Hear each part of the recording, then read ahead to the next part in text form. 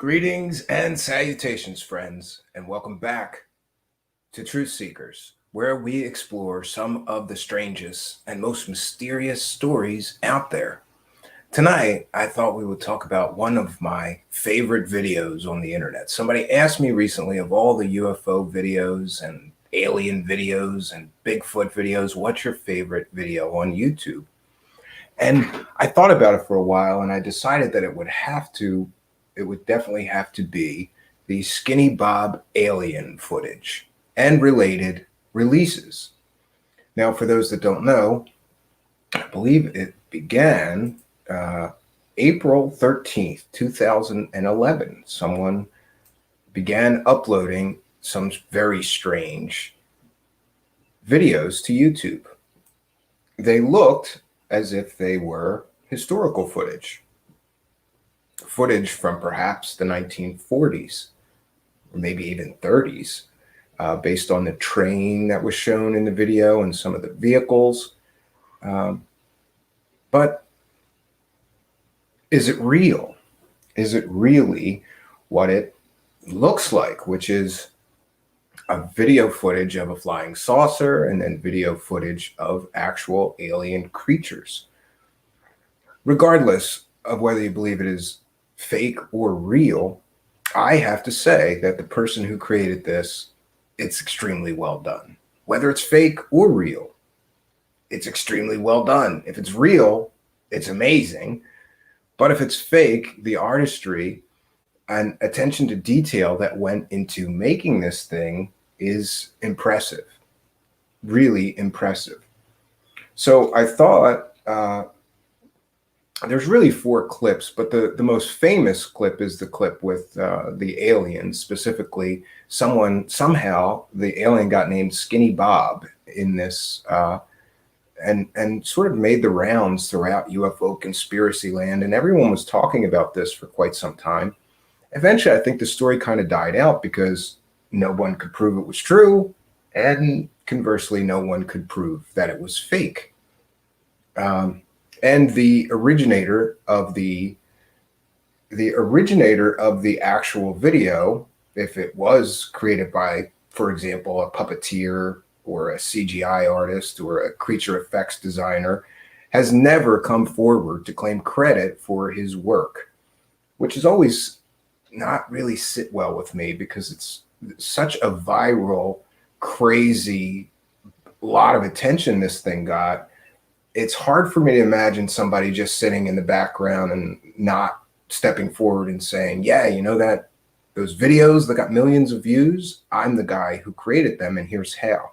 Generally, with a lot of these videos, that's what happens. We get to see later how it was created, who was involved in the creation of it, and usually we get some education into what went into creating this great hoax, if it is indeed a hoax.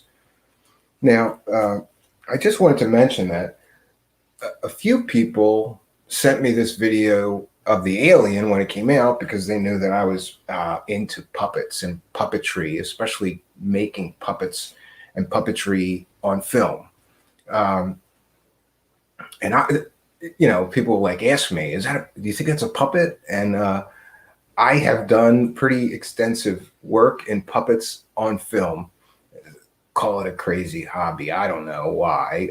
For magic shows, I was using these puppets for a long time that were really like modified ventriloquist puppets. But we did some different kind of things than people usually do with ventriloquism puppets. And I got an education into how to film puppets, how to make them look more realistic. I had puppets with moving eyes, blinkers, all the most advanced, kind of puppets that can be created, we did.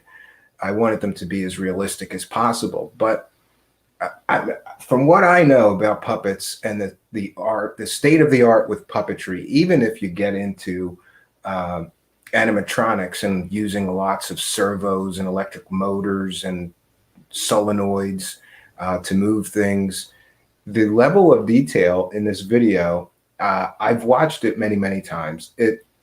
The one thing I will say is that the alien shown in this video is not a puppet, or if it is a puppet, it has been, let's say, computer enhanced through CGI effects. The blinking in the video is way too realistic. Blinkers on puppets don't look that realistic. So I guess without further ado, I think without any more delay, we should give the video a watch. But first, I will check in with the live chat. Super V Funcat is here, also known as Vanessa Thor. And hello, yeah, Jonaside says hello to Vanessa. Hello to Vanessa Thor. Super V Funcat comments, Skinny Bob looks so similar to Crowley's Lamb Demon alien thing. Yes, I had thought that as well. And shout out to KB. KB is back for another round of mystery with us here at Truthseekers. Good to see you back here at KB. Nice to see you back. And Out of Mind is here. Shout out to Out of Mind, who is being very helpful in her moderation here to provide the Twitch link. You too can follow us on Twitch. Planet Lupa is here. Hey everybody, kind of very early morning from me to you there in the evening. Love the show. Thank you for your kindness and support.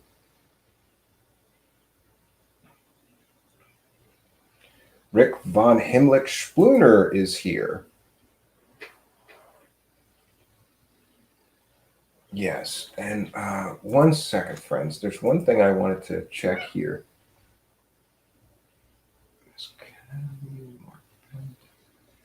Okay, so we had a mystery of our own on our hands about who donated on July 28th, the mystery $5 donation.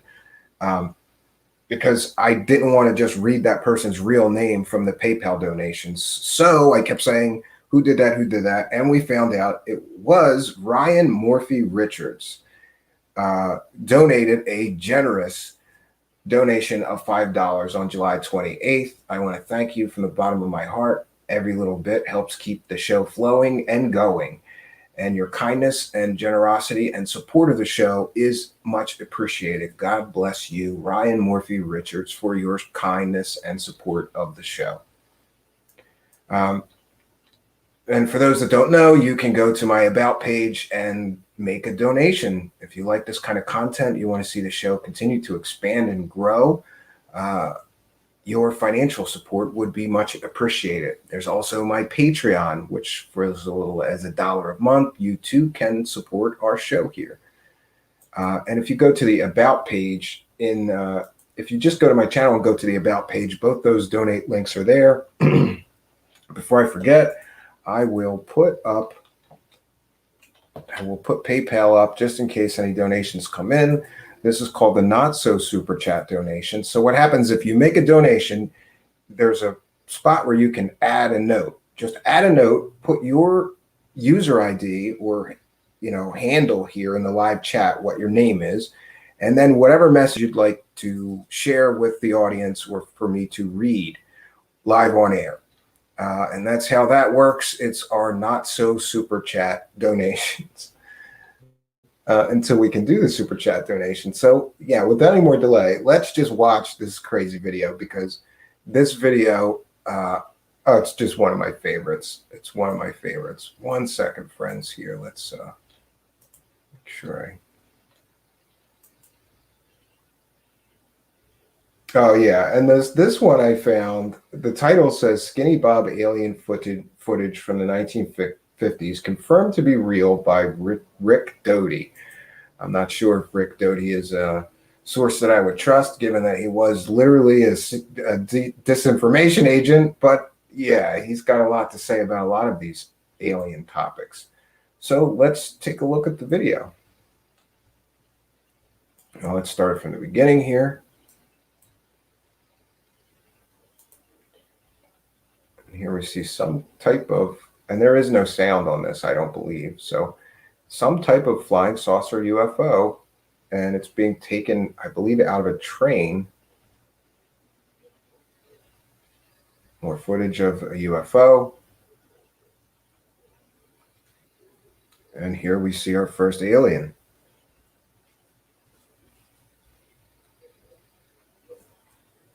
Maybe a mangled alien. Is this a crash?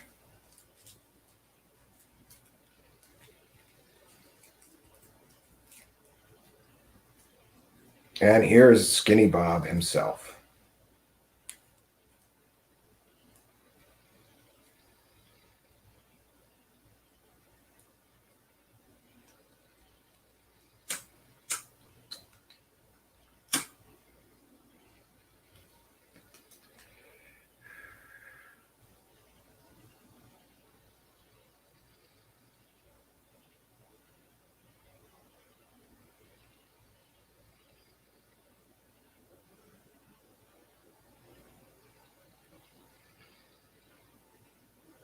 And here we see a bunch of them. And that, my friends, is... There's 4 of the Skinny Bob videos. That, my friends, is the most famous one, because it shows the actual alien. They were cut up into 4 separate videos somehow on the original channels that uploaded them. And I thought there's somebody that did an excellent breakdown of the timeline, and I was going to present the timeline, and then I found this, so this will be and again, for that first video, I don't think it's copyrighted, but we're still saying fair use. It's kind of hard to copyright, I guess, a leaked top secret video of an alien and a flying saucer. I don't think it's copyrighted, but fair use. And on the next clip we're going to play, again, I'm going to cite fair use. We're educating the public. We're going to be talking about and discussing the next video clip. And this is from Objects Unknown. And it's Bill's channel, which I have seen a bunch of times before. He's got quite a subscriber base, does some good shows. He did an excellent presentation on this Skinny Bob video and the series of videos. I'm specifically interested in educating you guys and everyone, really, with the timeline of the history of this thing. So again, we're going to cite fair use, and we will make sure I share the audio, because this guy's definitely talking. Okay. And again, we're going to cite fair use for using this clip. We're going to be educating the public and discussing and critiquing the clip, using it for educational purposes. Fair use. I have this sort of queued up to when he begins the breakdown of the series of events that led to these 4 videos being posted. 4-episode news release, basically, starting on April 13th, 2011. It appears to show a video clip package from probably the 1940s, 50s, 60s. Apparently what you see is a UFO coming in over a city. And whoever's got the video camera out appears to be up in the air. What you then see is some kind of an actual event, crash, landing, I'm not quite sure. You see aliens. They're clearly aliens. They don't seem to be any kind of fake aliens right off the bat. So you want to, you get pulled into the story right away. Yeah, I remember when I first saw this, and I got sucked right in. Like, oh my God, there's a flying saucer. It looks like something. It looks like a crash or something, or a landing of some sort. And then we see the aliens. Crazy. There appears to be some kind of a recovery of aliens, maybe even some kind of medical procedure being done. And then it's sort of left just like that. You don't know what to think. Then on May 1st, the big video is released. Yeah, so the first video was sort of a teaser. And it's funny to me that there's only literally a few minutes of this footage.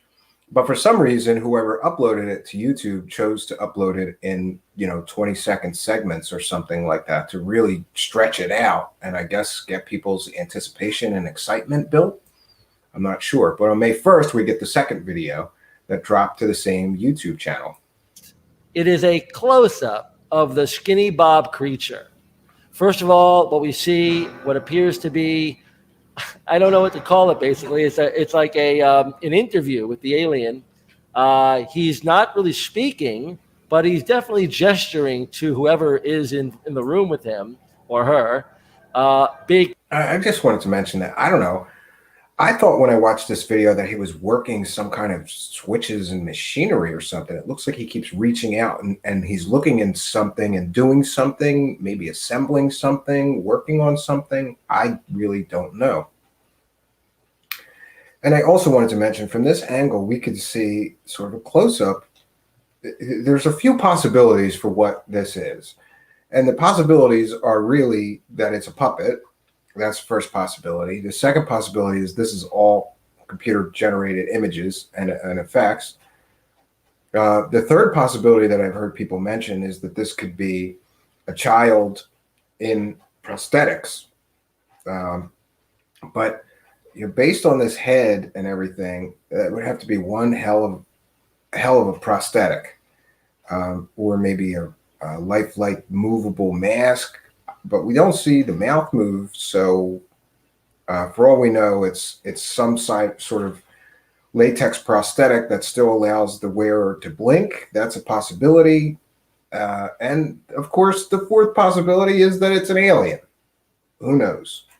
Cranial head, the eyes that classically have been associated with aliens. What's really interesting, though, is that we hear the sound of the projector playing in the background. No, that's stupid. The original videos, which were posted, they had, this guy is saying it's the sound of the video projector, like a film projector. And no, it's not. I took apart the audio and I could clearly see loop points. So that means that the audio was added. It was a sound effect of a film projector that was added on top of the video. Which made me sad, because then I knew that this was somehow at least partially manipulated. Why would somebody add a film projector sound effect loop to the videos?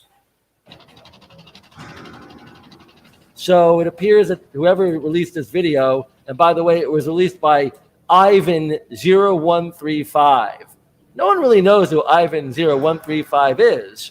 He only released, or she only released, or they only released 4 videos. This is the second one in the series. So May 1, this appears. Yeah, so the user that originally uploaded these on their channel, they only had those videos. They never followed up with more. Nobody ever found out who the uploader was or their real identity. So it's a great mystery still today. And the alien clearly looks to be extremely realistic. You see the eyes are blinking in a way that looks like it could well be real. I mean, if it's fake, whoever faked it went through the pain of basically aging footage or making footage look like it's really old, has a lot, sound of an old projector in the background, and then apparently an alien with very, very natural things occurring. The way the skin. Yeah, one of the things I noticed is that we see brow movements up here throughout the video, as well as the blinking. You also, it really looks pretty natural and realistic. Why would there be brow movement up here? If it was a puppet, you probably wouldn't include brow movement in a puppet. CGI, maybe. If it was a prosthetic, that would be a difficult thing to, you need like air pumps and pressure, maybe hydraulic, I don't know, to move around the brows while this alien is looking around. If it's fake, it's really well done fake. Kind of moves and appears around the eyes when the blinking is occurring. Some people on the internet have pointed out it looks very realistic. Other people pointed out it could be fake. Let me tell you something. If this is fake, it's an extremely, extremely good job. And I compare that to a video that I'll mention in a minute. But I got to tell you, it's an extremely, extremely believable scene. Yeah, and I agree with this gentleman that it's extremely believable. It's probably the best It's probably the best video of an alien that I've ever seen that was not yet proven to be fake. There's been a series of alien videos that came out that were later proven to be hoaxes, and those did not look this good. None of them did. This one sort of stands alone. You see the alien from a profile shot, and then you see the alien some sort of like a mugshot or some kind of way the military might, document the alien, the way it looks full frontal, looking at the alien straight up or straight on. So then on May 8th, whoever Ivan 0135 is, he puts out or she puts out or they put out some kind of a message to the internet saying, hey, look, you might be critiquing us, basically, paraphrasing, but you'll never figure this out. Basically, Yeah, the material isn't, this is the message. The material is an edited compilation of the documents that we have. Your opinion and the conclusion you draw from this material do not depend on us. Maybe you are looking in the wrong direction. You are the ones who reject this material. And there we see a three-fingered hand, which I guess is the alien's hand. It looked like three-fingered in the video. We are, in control of the material is the implication. There is no TV show, film, any kind of, entertainment product associated with this. You could really connect to it and really puts the word. Yeah, and that was my original thought too. When I first saw this video, I thought that it was pulled from a movie and then manipulated. And no one has been able to prove that that is the case. We cannot find this source material anywhere else in either fictional material, UFO documentaries. There was a pretty famous another hoaxed video that was reported to be like army people grabbing aliens from a crash site and throwing them on a gurney. That was proven to be from the Roswell Hollywood movie later. And that really made the rounds for a long time. Like, see, look, that's the army grabbing those Roswell aliens. And it turned out to be just taken from a movie and then manipulated. Word out there in more ways. You guys are being more skeptical than you need to be. This is a real disclosure. This is disclosure. So that's the implication of this, of the three sequences that we've seen so far: April 13, May 1, and May 8. And then on May 17th, we get the shots of the sort of crash, I suppose, and the multiple alien shots. And I have to say that this looks a lot more blurred, less clear, and the aliens, when they show multiple aliens, seemed a lot less detailed. And that, of course, is suspect as well. How come when you're showing a single alien, there's all this incredible clarity and detail? When you're showing the multiple aliens, it's grainy, it's blurred out, and it's hard to see the details of the aliens' features, etc. 2011, there appears to be this incredible family vacation video that's released. That's one. Now, the story is that the military was involved in some kind of treaty negotiations, some kind of interaction with these alien beings. But apparently in 1961, and apparently these videos go from, or these films go from 1942 to 1961, whatever that means. But this event on this particular last fourth tape appears to be what they're calling a family vacation. And the family vacation involves apparently a secret video that was filmed by military officers who weren't really allowed to be filming these aliens. Apparently they had secretly had a camera brought to the scene against the treaty's mandates, and basically they filmed these aliens moving around. Now look. Again, in this footage, the aliens' features are very blurry, very obscured, very grainy, which I find suspect. Again, why, when we see the single alien, is the footage so good, and when we see these multiple aliens walking around, it gets significantly deteriorated. They call it a family vacation. Maybe that's a bit of a joke. I don't know. But it's very interesting how it kind of ends on this event where the military apparently broke the rules and they had to revise the treaty according to Ivan 0135. Apparently that there was some sort of a breaking of the treaty, and maybe that ended the interactions for all we know. Yeah, so that's an excellent sort of breakdown of the history of when the videos were posted, and some more events around those videos, I was going to show, if you'll indulge me for a moment, just to show people. Let me see, 1 second.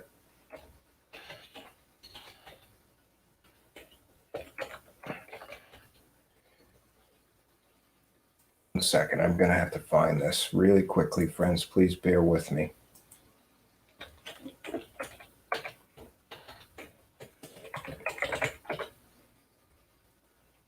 Okay, go to my old YouTube channel and pull out a really old video that I produced quite a long time ago, but I just wanted to show this to show some that I have more than some familiarity with puppets and puppet work.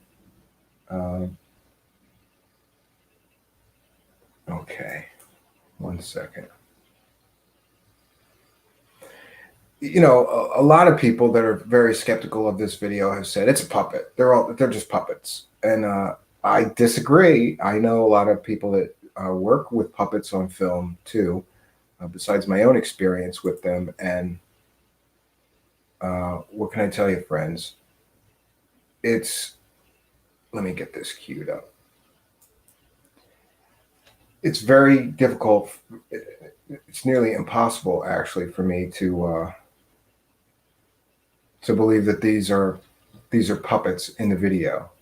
And you know, I like to depend on people who have actual experience when they make statements. Somebody saying it's a puppet when they don't have any experience with puppet work, especially creating puppet work on film, really shouldn't be putting their mouth in gear if they don't have the facts. I talked to I think most recently I talked to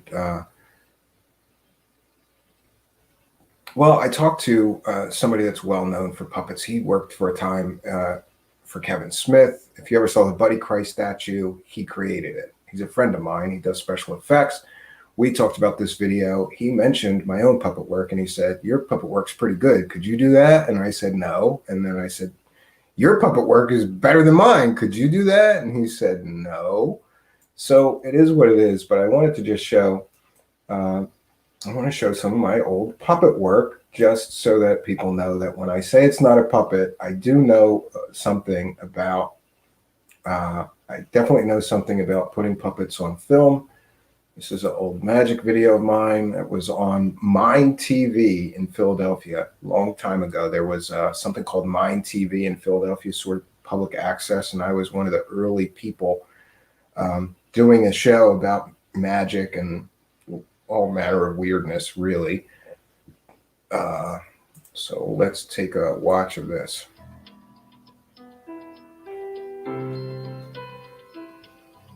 Welcome back to the lost world of magic.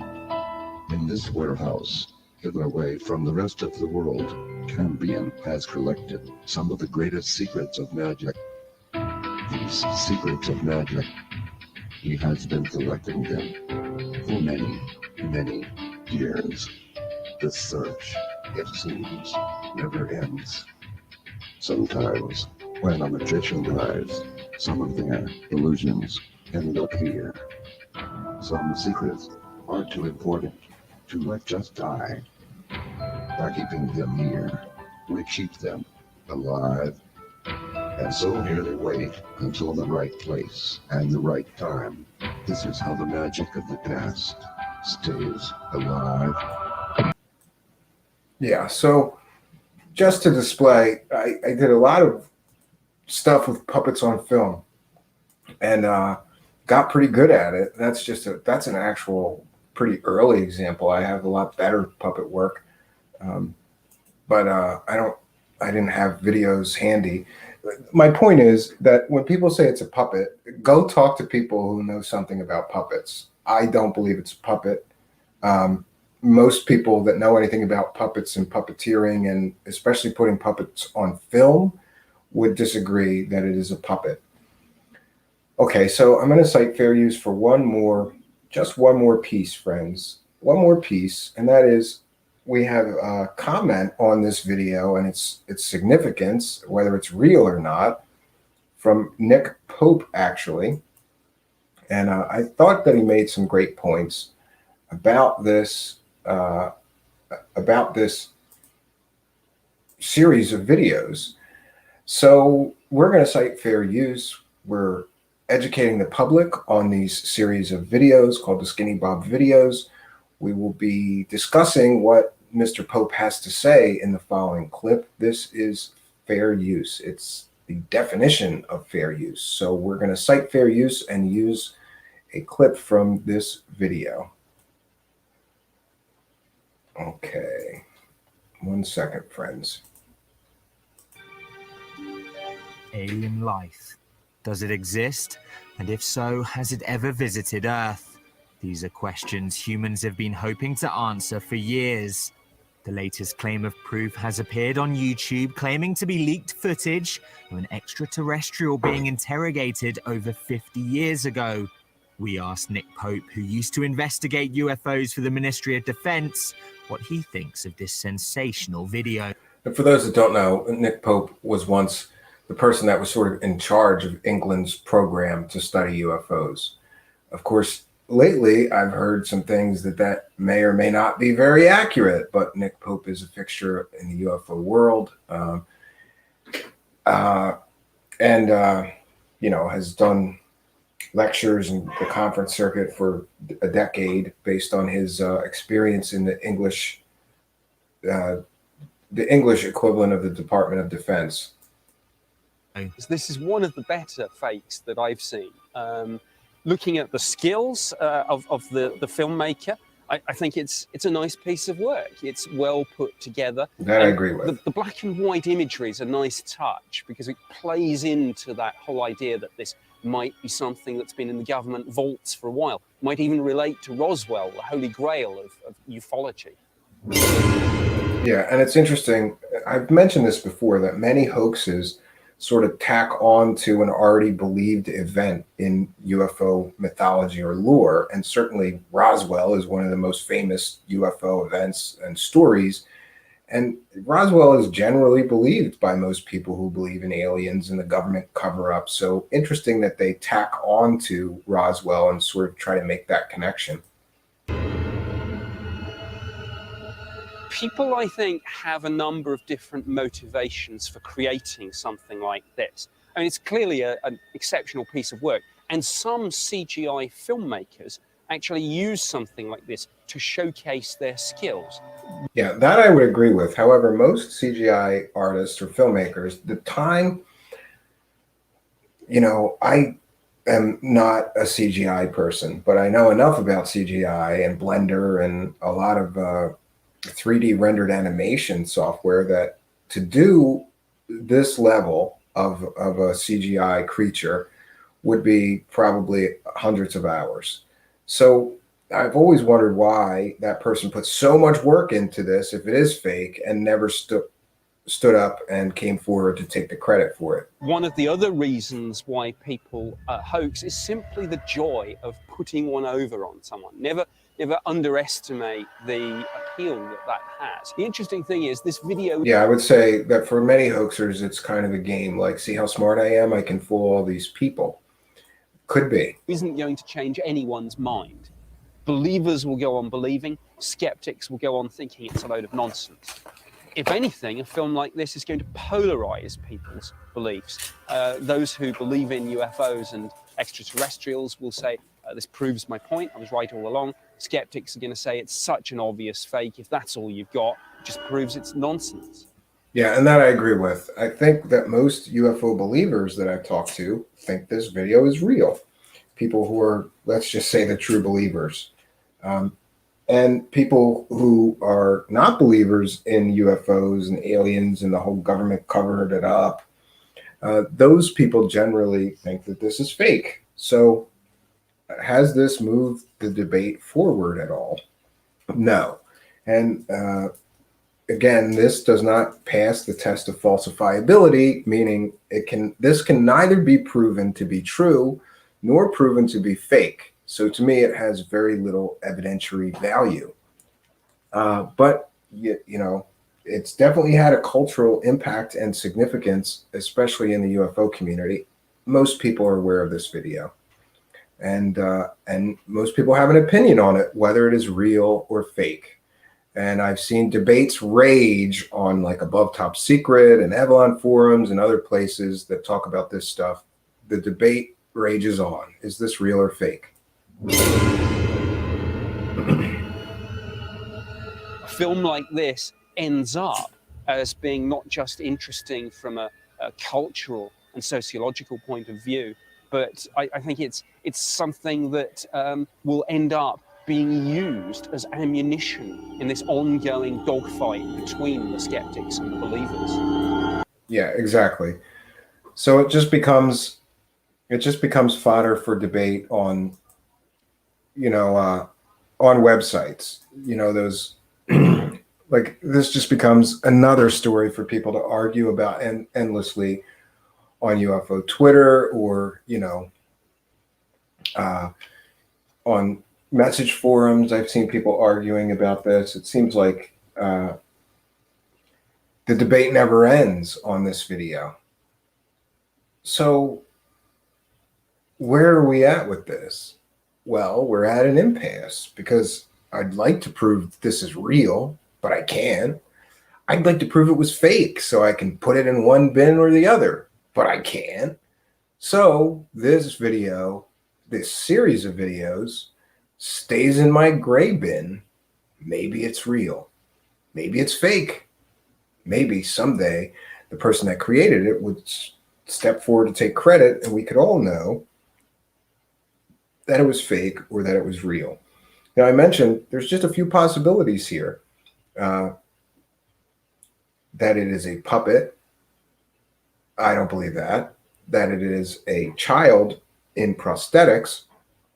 I'm not sure I believe that, based on looking at this alien. It would have to be one hell of a creature designer, prosthetics maker, especially to make those brows move when the eyes open and close.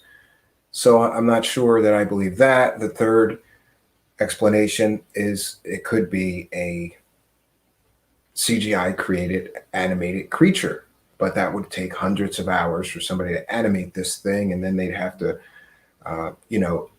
give it that aged film black and white treatment, and that would take a lot of computer rendering time, etc. So if it's a hoax, of course the last possibility is that it's an alien. The other possibility that I thought about is that it could be a puppet, which was then later manipulated through digital effects and animation effects.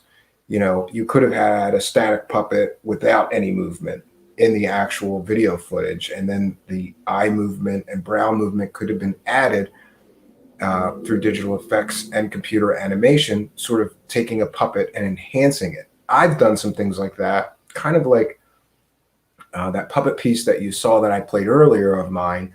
Later, I learned that I could take the footage of the puppet and then I could make him blink digitally, or I can make his eyebrows raise, or different effects of the face that the actual puppet didn't have, I could do in post with some digital effects software and animation software.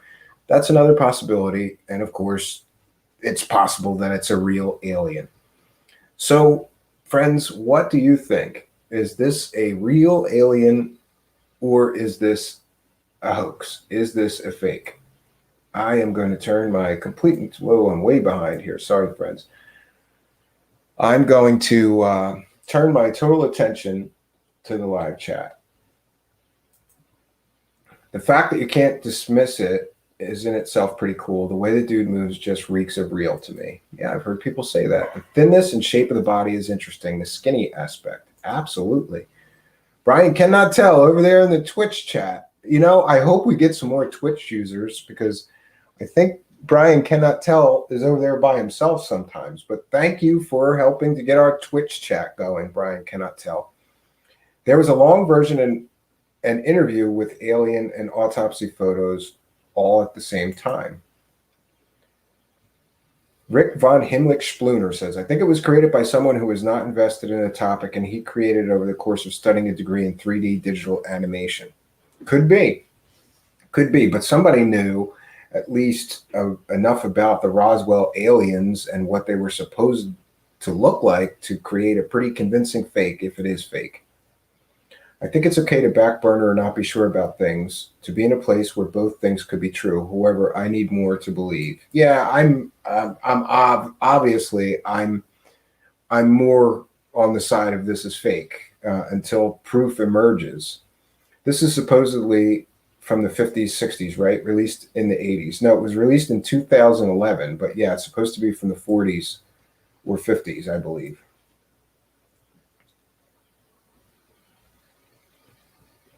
But is that software as old as the footage? Yeah, there was CGI software in 2011 that you could do something like this with.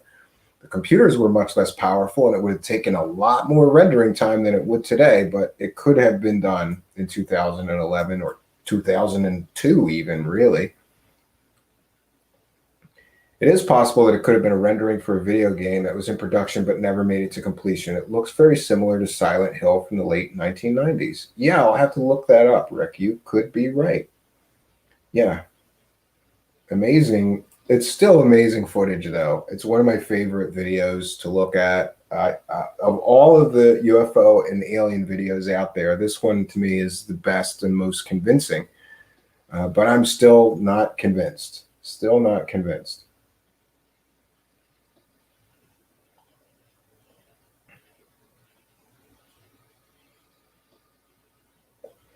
Oh, I did not know this.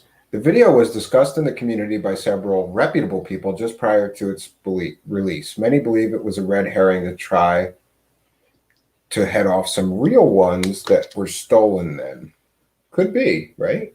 It could be that it, yeah, you never know. The Russian provenance lends credence, actually. They don't seek to cover the ET thing up. Well, I don't know about that. You know, Russia has its own Area 51 and stories of crash alien craft that were recovered just like we do. So I don't know that they're any more honest with their citizens than we are. I think this way released before 2011. William Pixley, we just played a video earlier that said it was released in 2011. I have notes, previous notes that said it was released in 2011. That was the first time that it was seen, in 2011. Was it made before then? Probably, if it's supposed to be from the 1940s, or even if somebody was creating a hoax, it was probably made it could have been made anytime, but 2009, 2010, and then uploaded on 2011.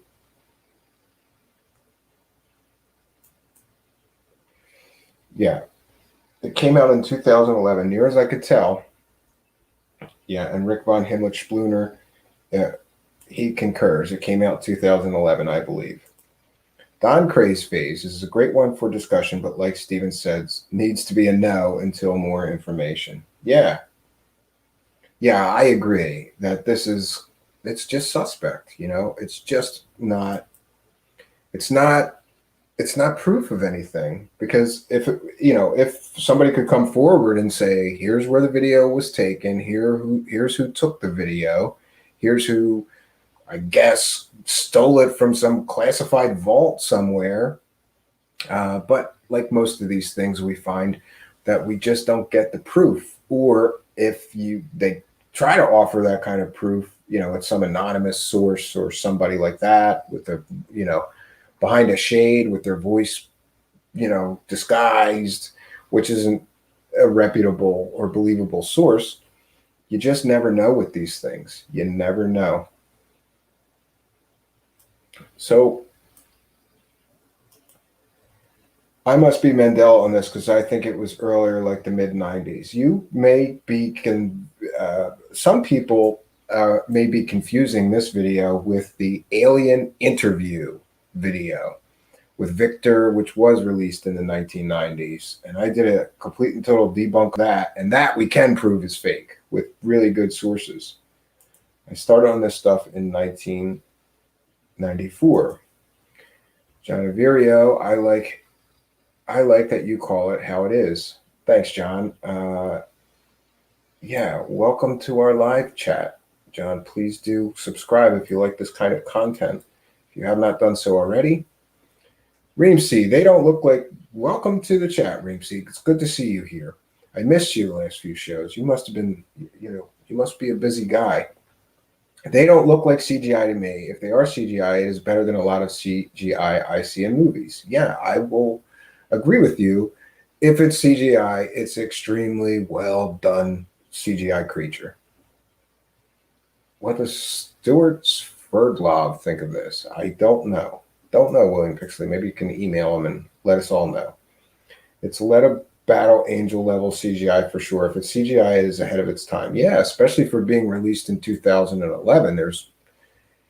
Here's what I remember about 2011. You could do HD videos and you could do, really high quality digital renderings, but it took forever. Like I used to have a secondary computer that I would copy video projects over to, and it would still go for days sometimes. Like to produce an hour and a half HD video would take a day, like 24 hours of that thing chugging away. And then sometimes the computer would overheat and turn off in the middle of the render. It was like the Stone Age for digital projects. Now we have much more powerful, capable computers. So yeah, it's impressive that he created this with the technology of those days, if somebody indeed did. Going to convention and seminars. Yes, interview and autopsy. Then this video is all in a string. Yes, similar to those, but different. The problem is the whole UFO community is polluted.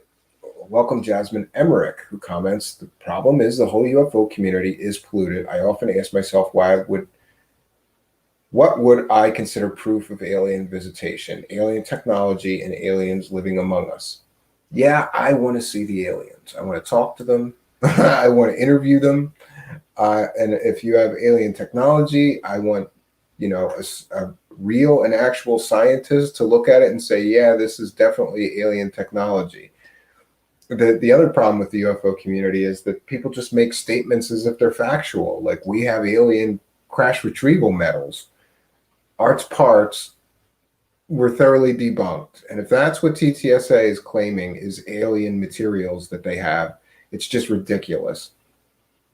If they're making money deals based on Art's parts, that should be a fraud charge, because Art's parts have been thoroughly debunked. Even Art Bell told Linda Moulton Howe that they were fakes, and that there was nothing extraordinary about the metals. But, people make these statements as if it's factual. I guess it's that whole thing. Like, if you repeat a lie enough times, people will still believe it. Sword is the word.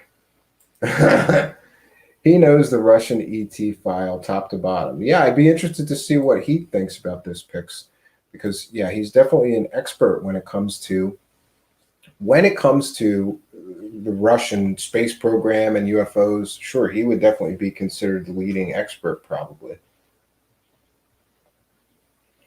So any questions or comments for me, please put in all caps. Otherwise, friends, it's been a long day, and we will probably be wrapping things up pretty early tonight. I'm sorry for the late start. We had some technical fun issues here. And yeah, I was dealing with, I was hacking away on this computer prototype all day, and I'm running out of steam rapidly. Carol Utley says, I'm afraid Howell tends to believe a lot. Yeah. Some people are just, I don't understand some of these people that go out on the internet and they just believe anything and bring their viewers anything. I don't know. Jasmine Emmerich, similarly, Eric Davis talking about this alleged crash retrieval. Just because he said so doesn't mean it's true. I need more proof. Jasmine Emmerich, you may be interested to know that Eric Davis, I'm doing research on him, and I'm going to present my findings soon. And I think there's going to be a lot of pissed off, disappointed people when we hear about some of the things that have happened in Dr. Eric Davis's background. Basically, he was panned as a crackpot by the Air Force a long time ago for some projects that he was involved in, and some bolsterous claims that he was making maybe 20 years ago with regard to projects he was involved in. Seems to me that he likes to stretch the truth a great deal. And I, for one, do not trust him any longer as a source. That may change. We'll see. And again, I'm one of those people like, great, you got alien crash retrieval. Let's see it. Let's see it. But we don't see it. And how come everybody involved in this New York Times thing is either directly or indirectly connected to TTSA? It's like somebody at the New York Times is like TTSA's propaganda arm, right? And helping them get investment money and helping them get publicity for what they're doing. Seems to me like one big money grab. And again, we talked about this before, but like people citing Eric Davis as proof that Bob Lazar is telling the truth is a joke because Eric Davis said that he was a fraud. You can't do that, but these people are doing it. It's just, they just keep repeating these lies, right? And I love how the believers are taking text from the original article, which was then castrated, and they made all these retractions, but people are still using lines from the retracted part of the article. They had to back things up. Harry Reid said, hey, I never said that. How do you run with a story in the New York Times quoting a senator, and then the senator later comes out and says, excuse me, I didn't say any of this shit about off-world vehicles. I didn't say any of this shit. And then they had to pull that statement out of the article. And people are still quoting Harry Reid as saying that when Harry Reid himself says, excuse me, I didn't say that. I didn't say those lines that they attributed to me and posted in this New York Times article. I didn't say that. But people on UFO Twitter are still running around. And I guess the story is going to be that Harry Reid's lying now. Like he didn't mean to spill the beans. It's ridiculous. Good point. It's like TTSA is writing the articles and New York Times is publishing it unreviewed. Yeah, it appears to me that how the hell do you get look, Jasmine Emmerich, you're a journalist, right? More so than me. I don't consider myself a journalist, but even I, before quoting someone, would double check with them and say, excuse me, I'm going to quote, you said this, is that okay?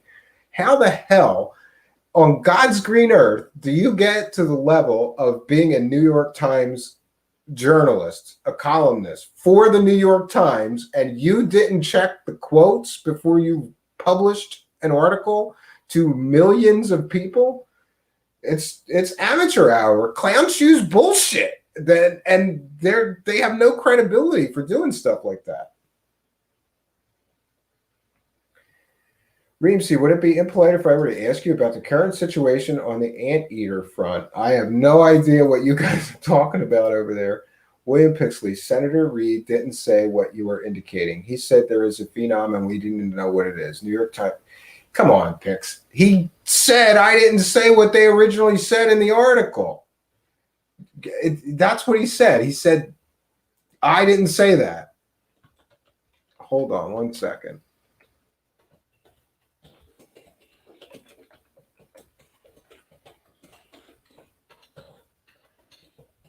And yeah, he did make sort of a statement. And now I'm not going to be able to find the retraction. I'm not going to be able to find. They definitely made a retraction, Pix. I'll find it and send it to you off the air. I found a lot of bogus clips and videos come from little-known foreign films and projects. Yeah. Welcome, Paranormal Hood. Jiggy, you may be right. This could be some little-known, film about aliens from Bosnia or, Romania or some little European country or India or someplace that nobody has seen. Maybe it was like taken from a B movie, foreign film. We just don't know. He did step back from the definitive assertion we got a ship. Don't disagree there. Yeah, well, they basically had him saying that we had a spaceship. And then they had to pull back and say, oh, he didn't say that because he said he didn't say it. Not a journalist, just try to look at things realistically. Agree with you, Jasmine Emmerich. Brian cannot tell. The whole object of this is to discredit the UFO community and further censor the net. It's all a setup. Yeah, it may be.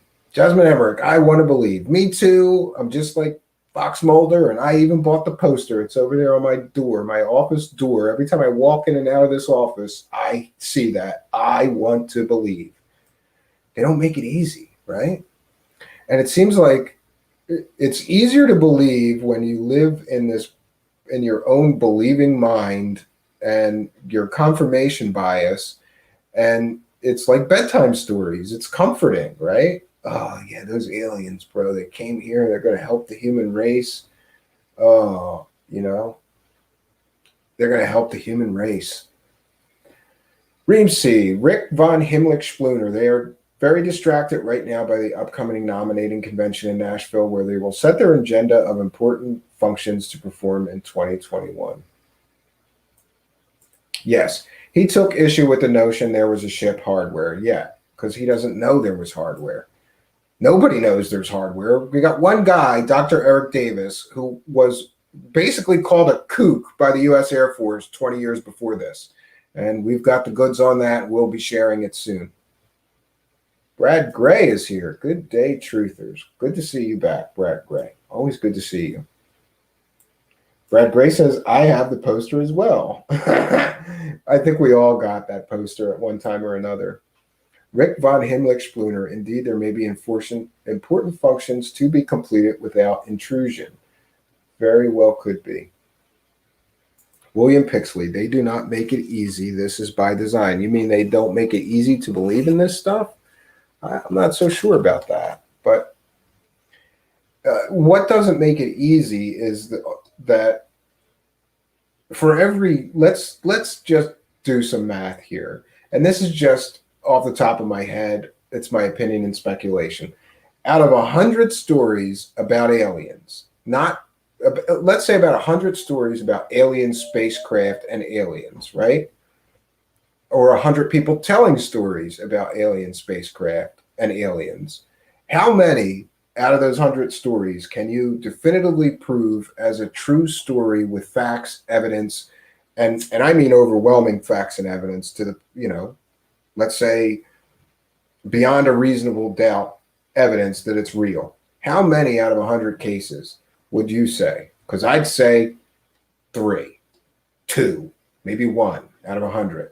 And the problem becomes that you have to plow through 100 fake stories to get to one that may be real. And even those, they may be real, but you can't prove they're real, but you couldn't prove they were fake.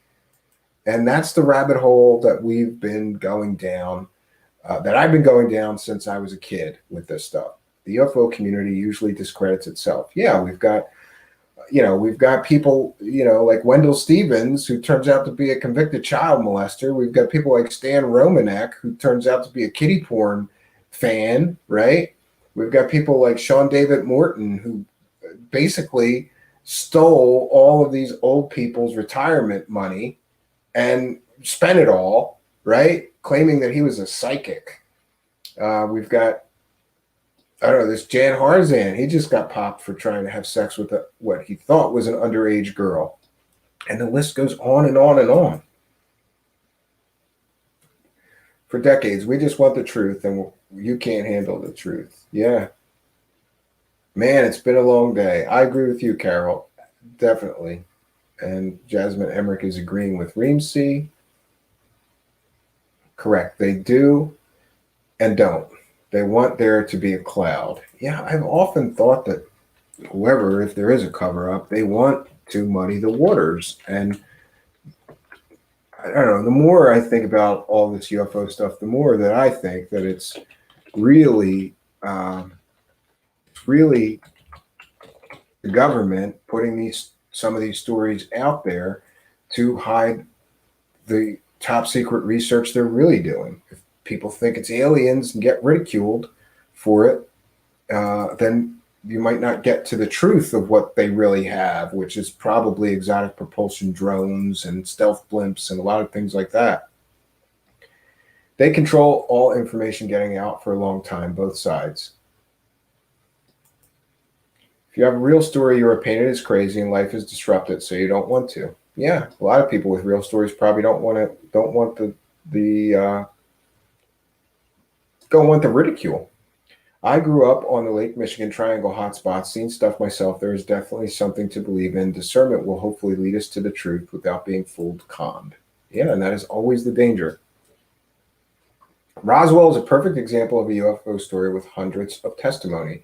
Yeah, but even that, like I read Don Schmidt's books and I was like, this is great. Don Schmidt claims that he can tell us who retrieved the bodies, who loaded them in the trucks, who loaded the bodies in a crate, who flew the bodies to Wright-Patterson. And he's got names and dates and stories. But then you get to somebody like Cal Korff's book, who picks apart those people and their stories, and you are left again not knowing what to believe.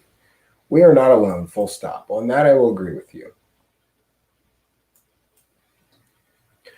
I would say it's closer to sifting through 500 pieces of junk and finding one piece of valuable or useful information. Yeah, that's basically where I'm at. Bunya is here and says, hello, everyone. Welcome back, Bunya. It is good to see you here. Definitely good to see you here. And friends, I'm going to, just because I can,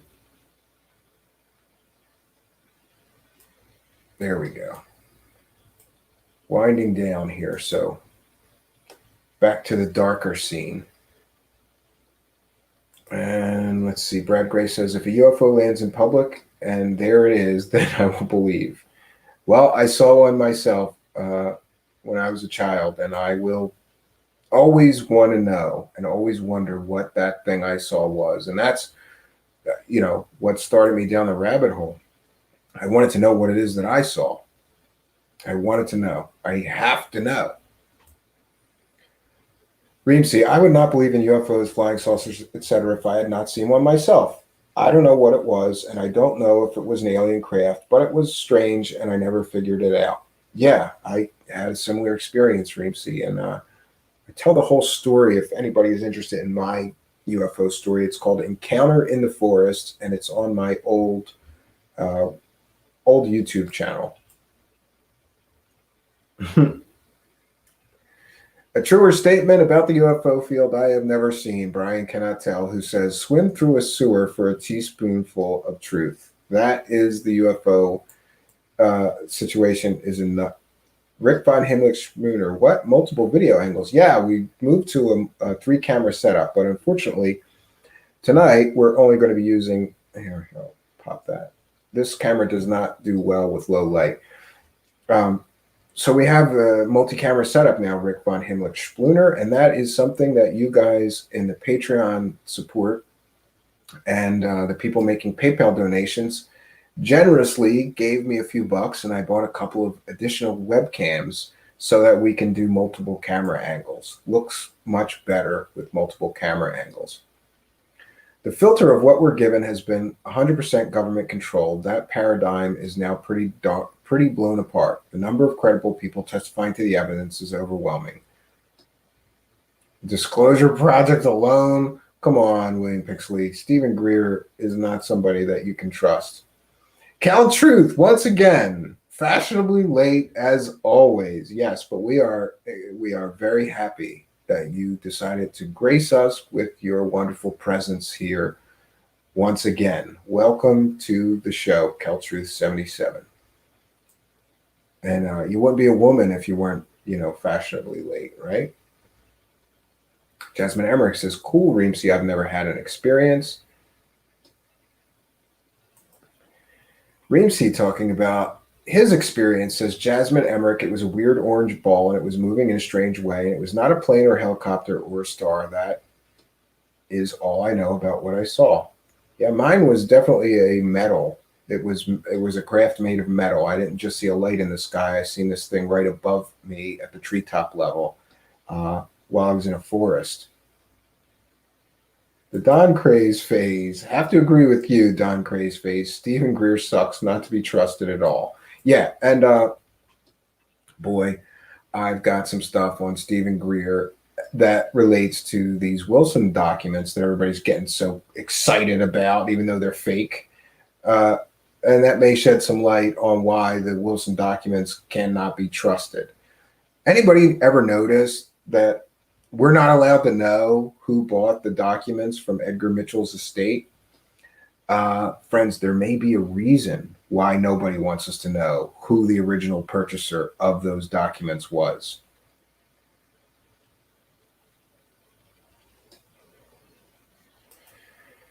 Okay, Reemsy, I do believe that people are having experiences. Thank you for sharing yours. Have you done a video about it?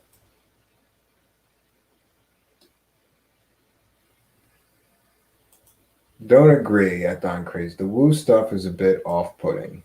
Okay.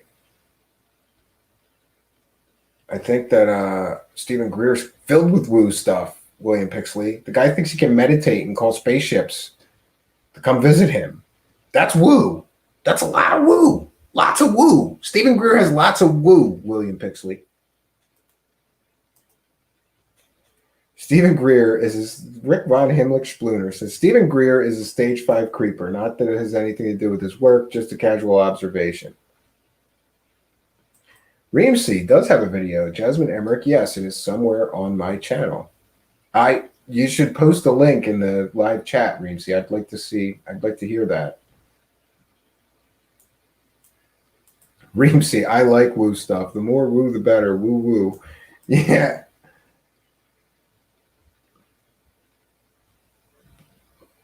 Close family friend?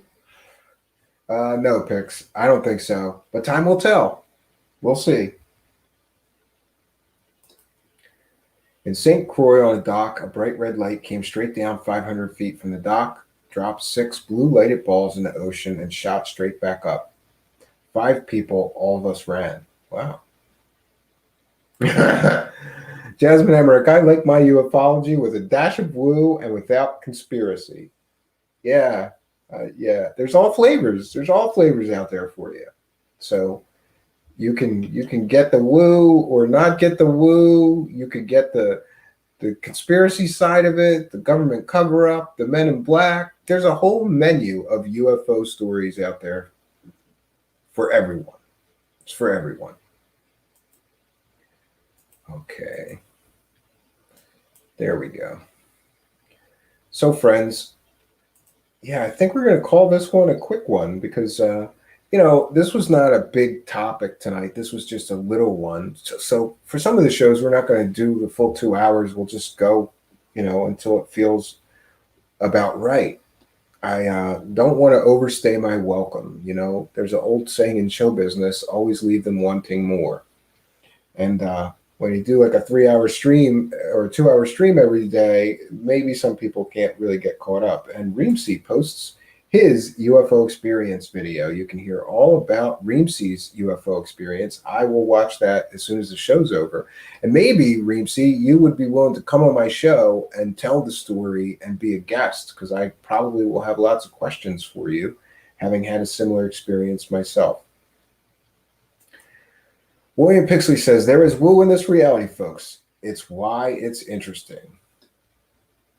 Kel Truth. Well, I'm glad I got to at least say hi to everyone. Yeah, and that's what replays are for. You can see the short presentation that I gave tonight. I think it was about 40 minutes tonight, actually. That's all on this Skinny Bob video. William Pixley, 351 subscribers. Things are moving up. Nice. Yeah, I'm very pleased. I'm not looking. I keep telling myself I'm not going to look at the numbers. I'm not going to worry about the numbers. I'm just going to keep doing shows. Try to do quality shows. We've done things to improve things here. The audio is so much better now. My sincere gratitude and thanks to everyone who supported me on Patreon and everyone who gave a donation, because I just pulled that money out last week, and I've been saving up the Patreon pennies because I knew, $40 a month isn't going to cover all this equipment. So I just didn't take it out for a few months. And then last week we took whatever was there out, and we got a couple of odds and ends. We got a brand new microphone. That's this great condenser microphone that I found that I did lots of research to try to get the most bang for the buck out of the microphone. The show sounds so much better now, and it's all thanks to you guys that have been donating and the Patreon supporters as well. In fact, everything here, all the webcams, the backdrop, the lights, the microphone, everything that I'm using, with the exception of the computer, which was kind of donated as well, everything here was provided for me generously by you supporters. So you have my gratitude. I definitely have an attitude of gratitude. Every day I sit down here to do some work to prepare for the shows, and I smile to myself knowing that somebody out there likes what I'm doing, and it keeps me working hard.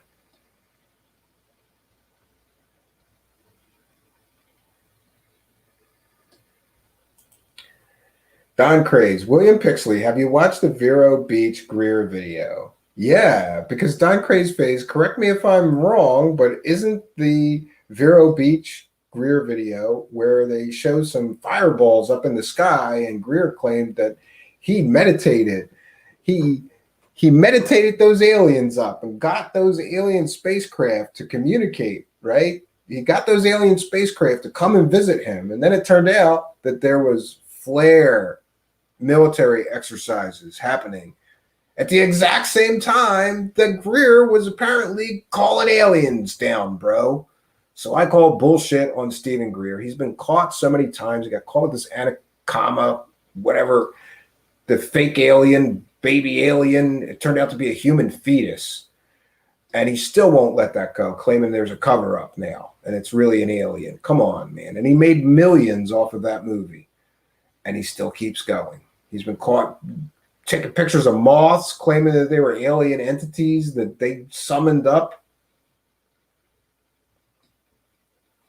Okay, William Pixley.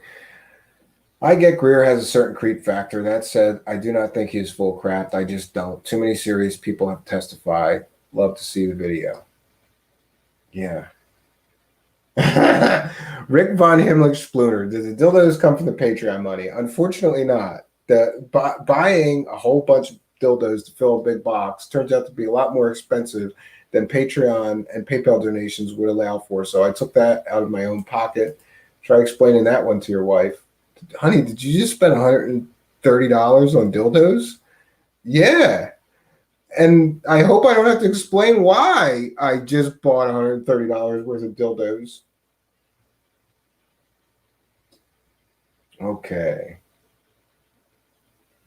I think he's exploring the consciousness side in this always kind of opaque. Even when he gets caught in lies, you know, he said that he briefed Woolsey, who was a Department of Defense person, I think. He was like somebody in the Department of Defense or a CIA person, and he claimed he briefed that person, and then that person said, I don't know what he's talking about. He claims he briefs a lot of people.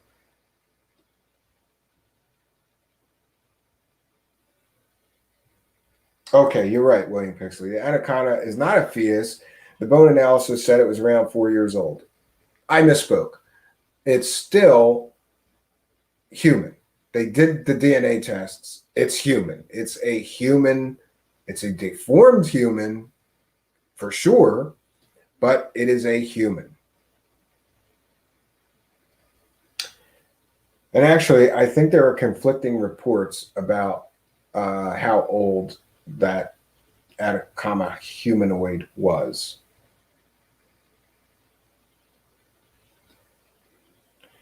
Jeanette Krasenko. Oh my goodness, you're hilarious. Rick Von Himmlich Spooner. From your personal collection then? No, Rick Von Himmlich Spooner. I do not have a personal collection of dildos. I had to acquire the dildos just to do the David Wilcock Box of Dildos challenge.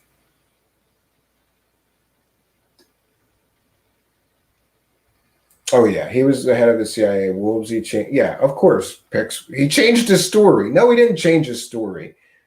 Listen, go talk to John Greenwald from the Black Vault. He was working on a show for the History Channel, and he sent a letter to Woolsey to verify Greer's claim that he had been briefed about UFOs and alien crash retrievals by Stephen Greer of the Disclosure Project, and Woolsey said it never happened. I was at a social event. I might have been sitting near him at this social event. We didn't talk about any of this stuff. So, you know, he's fast and loose with the facts. Like he's at some social event and he meets Woolsey, and then all of a sudden he's saying he's briefing Woolsey.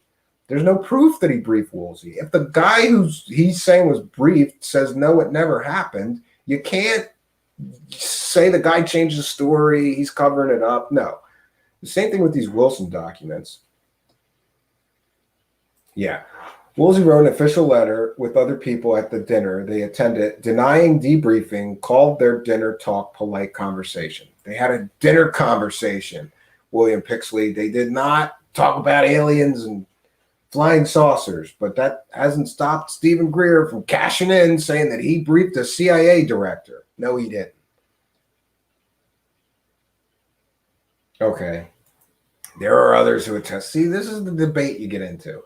What others? What others matter when the man himself said, no, this never happened?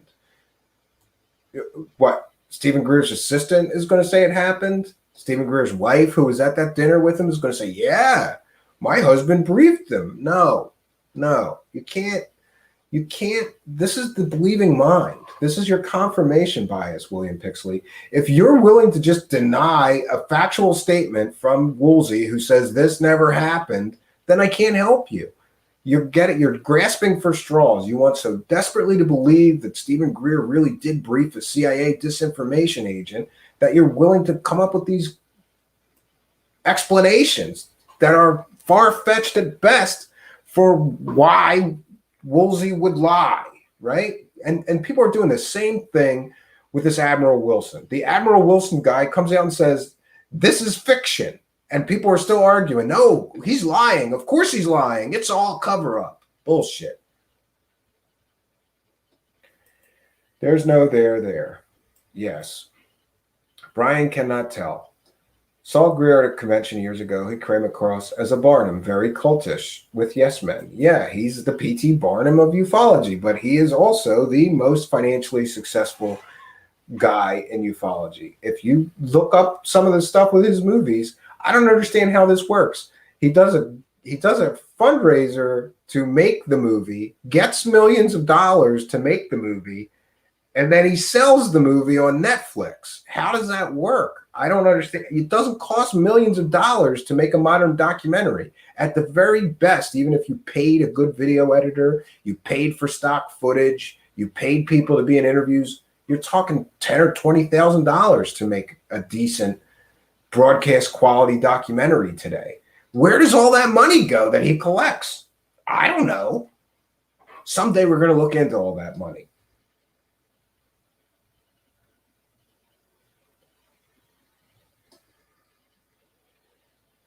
Yeah, Pix, we're going to just agree. We are going to agree to disagree because it's going to take us nowhere. You're going to say this, I'm going to say that, and we'll go back and forth.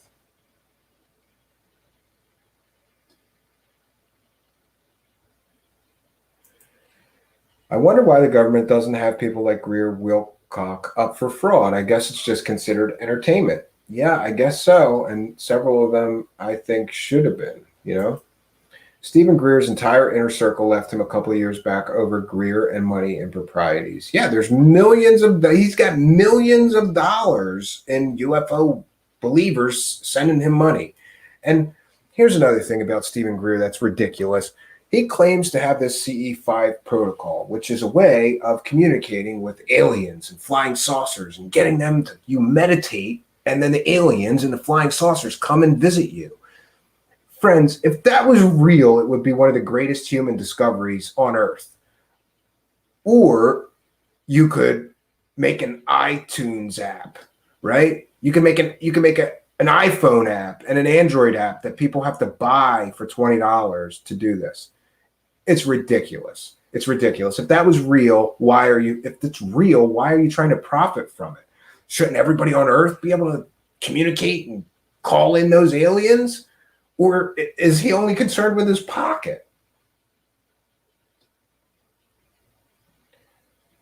Yeah, they owe a debt to Greer, even if he's dripping woo and a bit creepy. The guy could have to be a raging sociopath to stick his head in this news. We disagree. Yeah, and we will continue to disagree.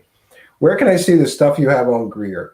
Well, I have never done a show on Greer, but based on a lot of things lately, I think that's going to be coming up. But Greer is one of those people, like the show that we did on Bob Lazar or the show that we did on Richard Dolan, where, you know, the guy's got millions of dollars and I can't go off half-cocked without proof of what I will be presenting. So I'm going to have to really do a lot of research and cover my cross my T's and dot my I's when it comes to somebody like him, because I've heard that he throws around lawyers a lot. And yeah, we got to be very careful if we do a story on him. Greer was great at the National Press Club event in the late 90s. Something corrupted him since then. Yeah, it's money. Jasmine Emmerich, has anyone tried to meditate to call the aliens? I have. It didn't work. Yeah, me too, and it didn't work. Never worked. His films are crowdfunded. What is wrong with that? William Pixley, here's what's wrong with that. When you crowdfund and collect millions of dollars, and then you create a documentary with those millions of dollars that perhaps cost $20,000 in total to make, what happens to the rest of that money? Does he just keep all that money? And he's done this multiple times. He collected millions to create one of those. And then he did, again, like a $20,000 video. Okay. And then he sold that on Netflix, kept all those millions of dollars. And then he did another crowdfunding and collected millions of dollars again, or a million at least, both times. All that money's got to go somewhere, William Pixley. And it went right in his pocket. It didn't go into the documentary. How does he collect millions of dollars to make a documentary?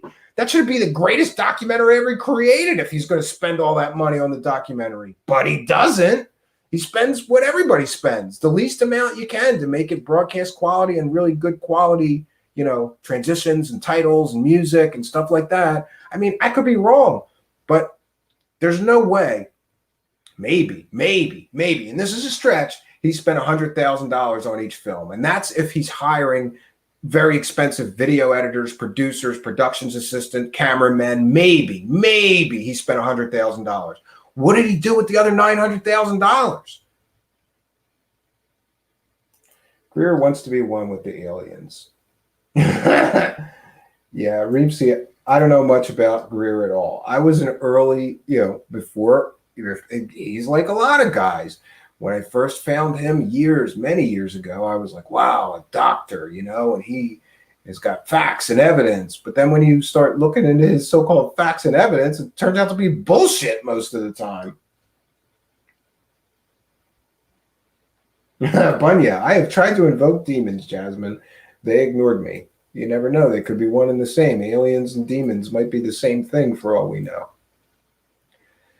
Greer's biggest shortcoming on substance is saying that all ETs are benevolent. Yeah, I believe that is a very irresponsible statement. How do you paint with such a broad brush? How does he know all ETs are benevolent? It's like saying all, Americans are benevolent. There's no way. There's good and bad in all people, and I believe that would be reflected in any alien species. Some alien species may be beneficial, may be benevolent, but there's got to be malevolent ones that just go around destroying things and taking whatever they want resource-wise from other species, I would think. What about the movie Phenomenon? When does that come out? No idea. I like your tenacity. Debate is good. Yeah. Greer's time, skill, and talent are being mismanaged. He would be a better asset back in the ER. Yeah, I believe that. Agreed, Rick. Let's see you're correct for argument's purposes. Ask him to address your assertion. He likes to do interviews. Listen, I said this. I think you said somebody that could get to him and see if I can get an interview. He's not going to do an interview with me, Pix. He's not going to do an interview. And he's especially not going to do an interview if he knows that I've got all this proof that he's been faking and frauding stuff for years now. He's not going to want to do an interview with me. He only does softball interviews. Go check. I've never, one time, the only person that and this is a funny story, you guys can look this up. The only time that somebody's been really pushy with him, it was Carrie Cassidy. And Carrie Cassidy was basically yelling at him for claiming that all aliens were benevolent and telling him that he was irresponsible. And it's a funny interview. But yeah, he only does softball interviews. He will not come on a show like mine where we're going to ask hard-hitting questions and actually ask him, important Listen, I think that's a valid question. Like, how much did you really spend on these documentaries that you collected $1 million? I believe it's like $1 million each. He crowdfunded each. He got $1 million to create each of the movies. And, then he goes on and profits more by selling the movie to Netflix, right? I think how it works is that the people that crowdfund it get a free copy. But everybody else, you got to pay for Netflix or Hulu to get to watch his stuff. I don't know. And I just wanted to say that the latest movie of his, it's the first sentence the narrator says, I don't recall it offhand, is a lie. But it was something like the government has admitted that aliens are visiting us. The government never admitted that. And for him to start the movie on a lie speaks volumes about the credibility of the rest of the information in the DVD or the movie. The first sentence opens with a complete and totally inaccurate, factually inaccurate statement that the government has admitted that aliens have visited us. No, show me where the government admitted that. It's never happened. How do you open a movie with that? It's ridiculous. So the reason I've watched all Greer stuff, and it's all very convincing, especially the false flag stuff. A lot of this stuff makes sense to me, but I'm here to learn and be skeptical. Yes, Truth, I believe that, he talks about false flag events because you know what? False flag events happen. He basically throws in some factually accurate historically significant points to try to prove the rest of his points, which are all bunko. We're going to do, you know what? I commit to it right now. I'm going to commit to it right now. We did the dirt on Richard Dolan. Let's be fair. We'll do the dirt on Stephen Greer. I've got 3 folders of stuff on Stephen Greer. I was going to do a show on him on the midnight hour. Never got around to it. Yes, a documentary that costs $1 million should look very impressive.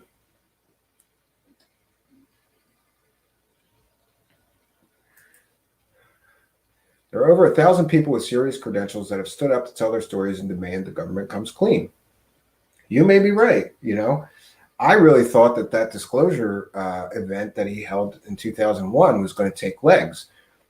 He claims that 9/11 happened right after that and just took the wind out of the sails of that thing. And for all I know, he's right, but seems like a convenient excuse. He's been taking people's money for years, promising he's going to bring about disclosure. He's one of the UFO messiahs, There's a few of them. Grant Cameron talks about this, and it's an excellent point, that there are these UFO messiahs. There are people like Stephen Greer who think it's their place in the world, that they're going to bring about disclosure, right? You have people like Tom DeLonge from TTSA. He's another one of the UFO messiahs. He's going to bring about disclosure. There's a lot of UFO messiahs running around promising they're going to bring disclosure, and they're all collecting money. All of them, every single one of them, all of them. And one of them that I used to really have a lot of respect for, that I've been kind of very leery of lately, right, is Stephen Bassett. He's another one of the UFO messiahs. He's going to bring about disclosure. And, I liked a lot of what he talked about, and I got to interview him once. And what happened was he gave a great interview, and I was like, this is a great interview. But then at the end of the interview, he did this big pitch begging for money so that he could bring us disclosure. And that killed it for me. It killed it for me. And yeah, look, I guess maybe he does good work. I don't know exactly what he does, but he goes to Washington and tries to talk to senators and Congress people and push the disclosure thing. And I guess, yeah, he's got to pay for his expenses, but it just turned me off that he did this huge pitch. Like, if I could get $10,000, I could spend, I don't know if he was asking for $10,000, maybe. But his point was, if he could get, a bunch of thousands of dollars, he could go to Washington again and really push the issue and really move the dial. And all of these guys promising disclosure are all collecting money. Every single one of them. Every single one of them. Yeah, well, I agree with you, I guess. Bassett is trying to be the UFO lobbyist of record. He's got to eat. Yeah, well, or he could get a day job and do that part-time if he feels that passionate about it. I've never heard that, Truth. I'm going to have to look this story up. Greer said the Phoenix Lights happened because he was in Phoenix that night, and it was his CE5 that created that event. Yeah, that's also what magicians do when something happens. You take the credit, right? Kind of like those assholes over there in Australia. Remember that? Like, wow, if we got a lot of rain, that could put the fires out. And we should call up the rain. And then rains came, and some idiots took credit for, bringing the rain and putting out the Australian wildfires. It's ridiculous. Yes, Jasmine Emmerich makes an excellent point. I love the way their disclosure is behind paywalls. It's like selling Jesus Christ message. Oh, wait. Yeah, it's a lot like religion, right? Yeah. And it's funny that you mentioned selling Jesus Christ message, because Jasmine Emmerich, I was trying to think of nice gifts, little gifts that I could give to people that are making donations. And I have a friend that does sort of import export, and he found me a bunch of different stuff. And one of those gifts, I think, in the next week or two, we're going to start offering some gifts if you give a PayPal donation. And one of those things is going to be these really nice wooden rosaries. I always thought it's like weird that they give you something that's supposed to be holy, like a rosary, and it's made out of plastic. Like, I guess, does it still work? Can you still pray the rosary with it? Yeah, but it seems funny to me that this is supposed to be a sacred object and it's made out of plastic. So anyway, we have these really, really nice, really beautiful wooden roses on the way, and those will be offered for a gift that I could give back to some of my viewers for their kind and generous donations. William Pixley, the Phoenix Lights are an amazing event. Yes, they are. Yeah, nice. Jasmine Emmerich says, yeah, and we got a bunch of other little things just so that I, if you give a donation, like, I guess for the rosaries, like if you give a $20 donation, then that week I'll mail you one of these really nice wooden rosaries. I've been getting back into some sort of spiritual practice. I should also mention that I've been trying C.W. Channer's Commonwealth chanting, and I'm going to do a whole show on his Commonwealth chanting because I think it's interesting. And did I find it beneficial so far? I think it is beneficial. It forces me, C.W. Channer's Commonwealth chanting spiritual texts every day. And if left to my own sort of, devices, I won't do that. I won't spend a few minutes every day reading spiritual texts. I just won't do it. And this system that he had developed sort of forces me, take the time, give some attention to your spirituality every day and read some spiritual texts. I think it's incredibly beneficial. William Pixley, that's a good promotion, Stephen. Yeah, and I thought just so we could be all-inclusive, we could have prayer beads from other religions as well, and people could tell me, if they want the Jewish prayer beads, if they want the rosary, or they want, there's many different versions of prayer beads, and I like all of them. Carol Utley, I'd like a t-shirt, Truthseekers. Yeah, I'm going to work on that. There's a way that in the YouTube channel itself, you could very easily, I'm told from a friend that does it, there's a company that will sort of drop ship everything for you, and you get a cut of it and they get a cut of it. I'm going to set that up, and everybody who wants a Truthseeker shirt can order one soon. I got to make it a point to get that done because, yeah, then I could be like Richard Dolan, and you too could buy Stephen Cambion Truthseekers coffee mug. Whatever we have to do. And also, I just wanted to ask if anybody is interested in this. I know somebody who produces the best organic, real, raw honey that you'll ever have in your life. It is amazing. They do it by planting wildflowers all around the hive setup that they have. And, I'm looking for something to sell to help support the show. If you guys think that selling honey would be something, like it's a little weird, yeah, but I think that a lot of people who listen to my show may be health conscious and into organic things like raw honey. It's just awesome. I've been having it in my tea, and I use it to make my favorite side dish for dinners is honey glazed carrots. And that's super simple to do. You throw these carrots in a pot with some water, you boil them, you drain it, and then it's just a teaspoon of this honey and a couple of pats of butter. Mix it up. It's delicious.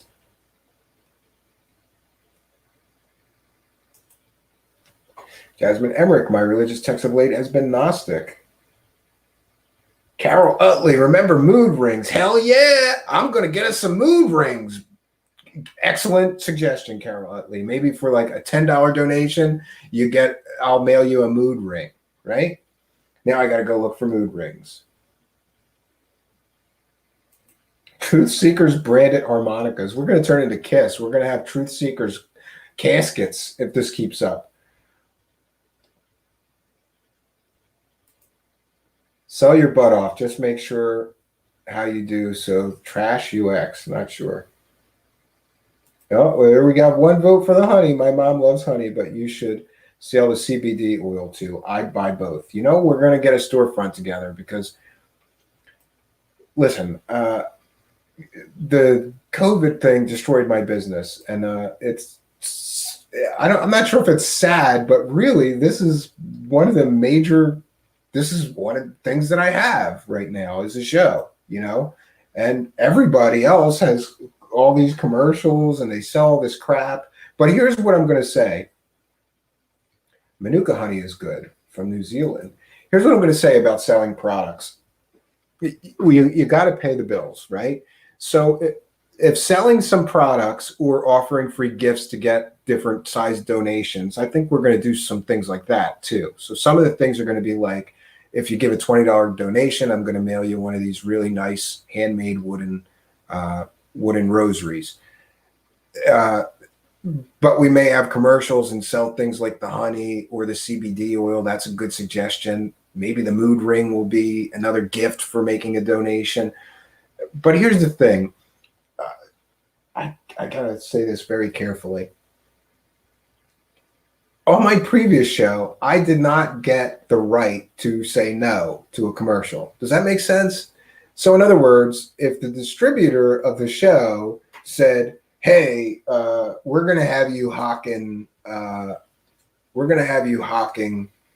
colon cleanse constantly, I had absolutely no right to say no. I don't want somebody advertising, talking about cleanse your colon, get the tea, I hated that. Every time I heard it, I cringed. I'm like, oh my God, people are buying diuretics, a diuretic tea to cleanse their colon from my show.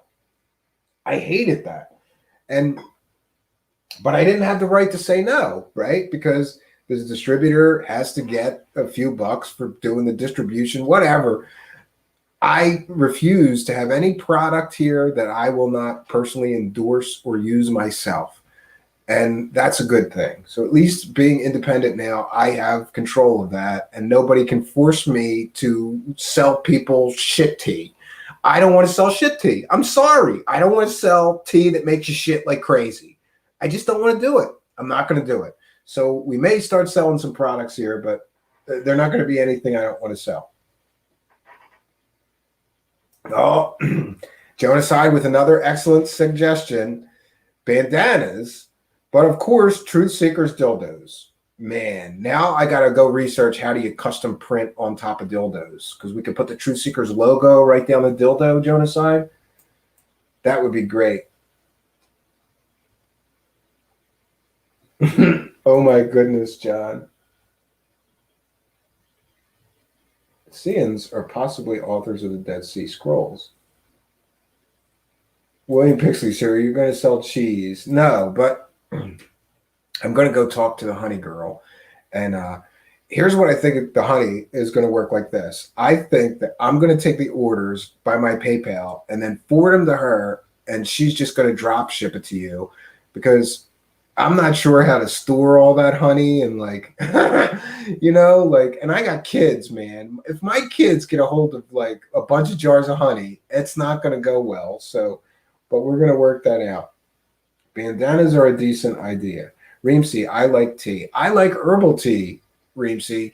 I don't like shit tea, the colon cleanse tea. And I hated their commercials because it was always like, cleanse your colon, change your life. It was such terrible commercials.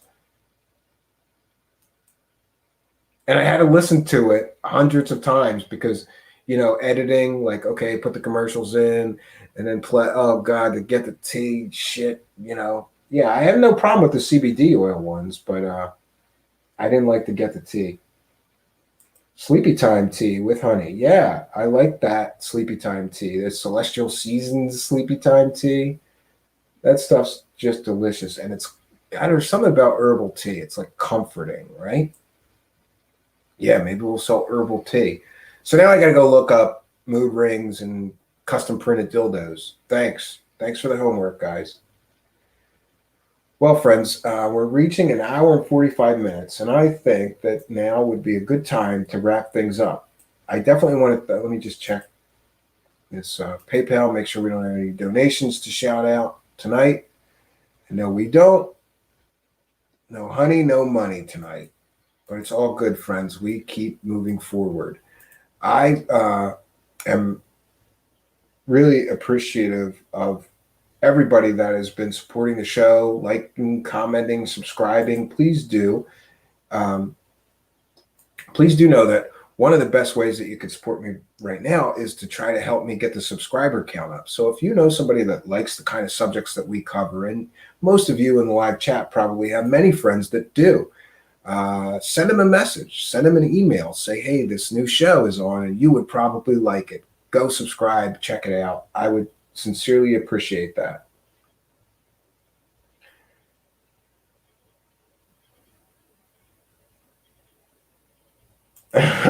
KB, I am vicariously searching for Peppa Pig.